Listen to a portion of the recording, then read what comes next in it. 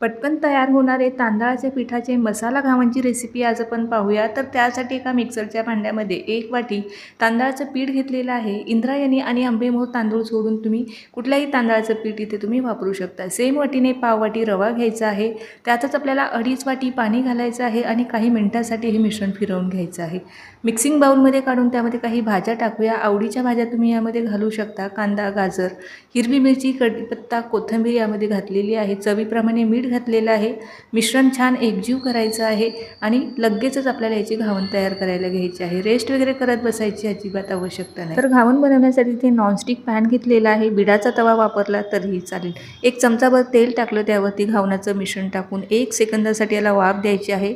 वरचं मिश्रण पूर्णपणे कोरडं झाल्याच्या नंतरच हे पलटवायचं आहे। दोन्ही बाजूंनी छान असं भाजून घ्यायचं। तर झटपट तयार होणारे आपले मसाला घावण इथे रेडी झालेले आहे। खोबऱ्याच्या चटणी सोबत किंवा असेचही हे घावण तुम्ही खाऊ शकता।